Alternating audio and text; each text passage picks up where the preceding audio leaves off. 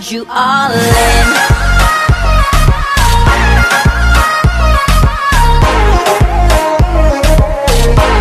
I need you all in. Hi guys! Welcome back to my channel. So, ang gagawin nating look is this prom makeup look. So, let's get started. So, first, kailangan natin mag-primer kasi ito yung magpapatagal ng makeup natin best. Siyempre, ayaw naman natin na yung pupunta nating prom, papunta pa lang tayo, hulas na ang ating makeup. Siyempre, ang gagamitin ko, primer is ang Quick FX No Shine Mattifier. Murang-mura lang to best, 99 pesos lang siya sa Watsons. So, very affordable. Yun yung gusto natin, mura, pero yung quality is maganda. And syempre, bagay siya sa ating face. Yan, ilalagay natin siya sa area na ma-oily. Best dito sa ating T-zone. And then putting the primer. So, napapansin nyo ba ang aking pagpayat? Kung hindi, edi thank you. Kung oo, edi kaling gawin. So, next naman natin is Food Dab. So, ang foundation ko lang dito is ang aking foundation forever. So, ito kasi, bibigyan niya ako ng glowy look para hindi ko na masyadong kailangan ng highlight. And, grabe, yung look na ibibigay nito sa akin is talagang smooth, glowy, and talagang ang ganda ng coverage nito sa akin. Kaya favorite ko tong Ever Belena Pro Flawless Finish Foundation in the shade Natural. So, meron akong sasuggest best yung Wet n Wild and yung L'Oreal na liquid foundation. Sobrang ganda rin ng best kasi wala ako. Ito lang yung meron ako. So, pagtsatsagaan ko to. Pero yun yung pwede niyong gamitin para mas mattify, para mas maganda yung coverage sa mukha niya. Actually, best, kailangan ito. I-direct mo na siya sa face mo. Gagamitin mo yung brush, sasawsaw mo sa foundation. Yung product, mapupunta lang din sa loob ng foundation. So, ayan, blend lang natin. Yan, medyo, parang bibigyan ako nito ng dewy look. Ganun.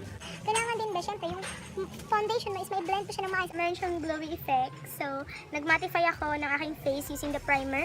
Pero, itong foundation is nagbibigay siya akin ng glowy effect. Dahil wala po akong highlight. Kung meron man po kayo, tumatanggap po ako. So, ayan. Next, the concealer. Gamitin kong concealer is ito. Maybelline Fit Me Concealer in the shade Medium Moyen. So, best, magandang itago mo yung sumpa mo. Kasi buong gabi ka aura, best. Ayaw mo naman na buong gabi, hulas ka, pangit ka. Kita yung sumpa mo, kahit madilim yan, best. Kailangan flawless pa rin yung face mo, kaya itago mo yung mga sumpa mo. Yung eye bag natin ay yan. May napanood po ako and nabasa na triangle ang lagay ng concealer. Mga sumpa natin, best, kailangan natin yan takpan. Kasi hindi na tayo pwedeng husgahan. Best mahalaga sa makeup mo, sa concealer mo, foundation mo, is biniblend mo sila pareho. Kasi, pwede yung ibalik sa'yo ng mga makakalaban mo sa prom. Gusto mo ba yun? Ha? Gusto mo ba yun? Gusto mo bang ibalik nila yung mga sumpa mo sa mukha? Gusto mo bang maging prom queen pa yan? Ang dami naman yung sumpa sa mukha. So, pues, kung ayaw mong mangyari yun, itago mo lahat ng sumpa mo. And blending is key, blend it well para maganda ang coverage. Ayan, na-blend na natin siya na maayos. Yan, kailangan best, wala kang makikitang buo-buo dyan. Kailangan may blend mo ng maayos, may tago mo, may lighten up mo, yung mga sumpa mo sa mukha. Best, kailangan mo ng foundation na medium to, yung coverage. Kasi ito, light to medium lang yung coverage nito. Kaya hindi nyo doon agad natalo yung blemishes mo. Dahil konti lang naman po ang aking blemishes, ito po yung aking foundation. Pero kung sa'yo, yung sinuggest ko kanina is yung L'Oreal and yung Wet n Wild best. Isiset ko na siya using my Nichido powder, pressed powder ng Nichido in the shade Amber. Iset ko lang yung foundation and yung concealer sa aking face. So, ayan, diba? Dahil yan sa foundation kaya may glow effect. Para akong artista, diba? Natural yung glow. Glow from within.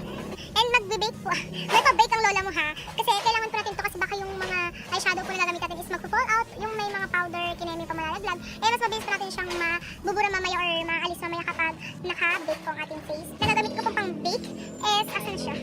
Itong bench na Daily Spell. Yan, magic powder. Sa beauty vlogger bench. Let's move on to eyeshadow. Kailangan best pakak yung eyeshadow mo. Hindi pwedeng hindi pakak yung eyeshadow mo kasi yung mukhang panlaban mo para mag-ikaw ang queen prom kinini. Ganun. So, kailangan pabuhayin natin ang ating crease. Besh, naawa na ako sa sarili ko. Yung eyeshadow ko, ganito na siya. Sagdas-sagdas. Ito muna, ang gagamitin kong shade. Yan. Para buhayin ang ating quest. Bes, alam mo, may technique ako. Gagawin ko muna yung dito ha, bago ko gagawin yung dito, para hindi ganun kahaba tong video ko, Besh. So, sabi nila, dathan hawakan mo yung brush mo dito para konti lang yung force. Kasi kapag dito, Besh, full force yan. Para ma-blend mo siya ng maayos kasi bes, hindi talaga carry ng aking kamay. So wala pa akong tamang brush. So ito pa yung gamit kong brush. Mas darker shade. Yan. Ayan. Yun yung gusto kong ma-achieve.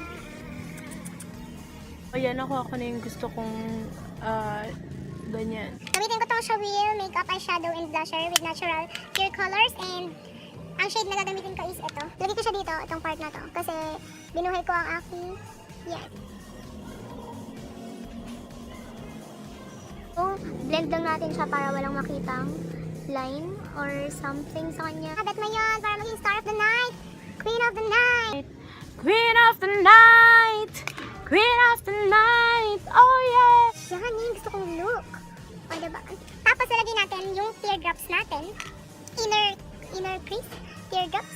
So, gagawin ko lang yung other eyeshadow and babalikan. Besh, tapos ko na aking kabilang eyeshadow, and ayun siya, medyo gold. So, ayan, ayusin natin ang ating powder para mawala yung mga fallout, and yan, blend it all. Blend mo lahat ng nasa face mo, Besh. Patapusin mo natin ang ating eye makeup look. And gagamit ako ng Taiwan lashes, ayan, yung number and 22. So, kailangan nyo siyang dahan-dahanin, ha, kasi baka kumalat yung blue.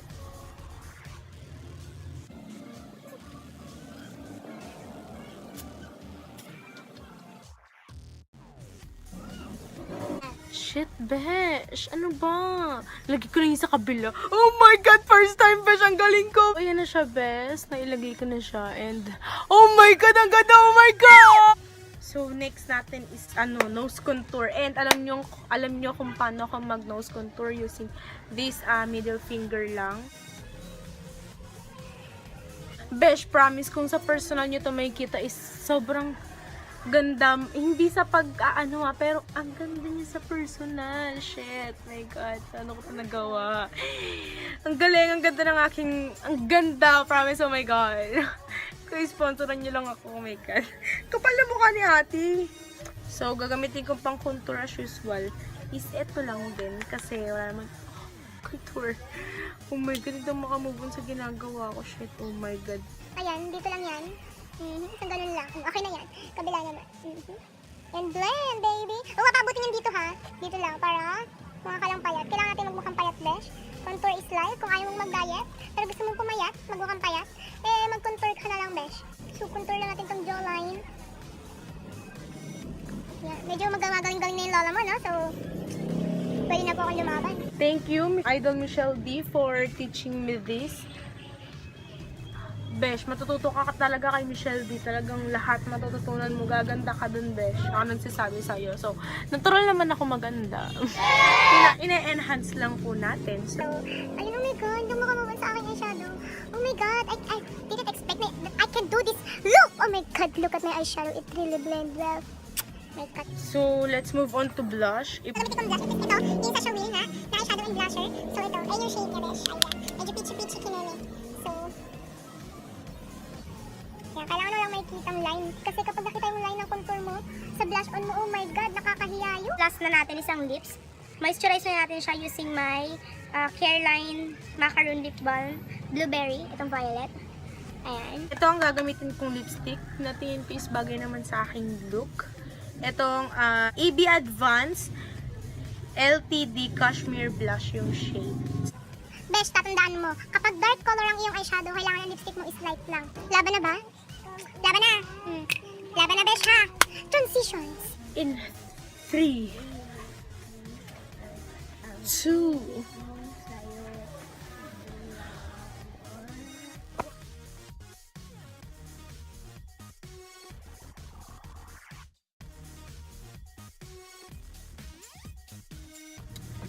so, thank you guys for watching. Hope you really like it. Kung hindi ka pa po nakaka-subscribe sa aking channel, just don't forget to click the subscribe button and yung katabi niya pong bell button para always kang notified every time na mag-upload po ako ng video.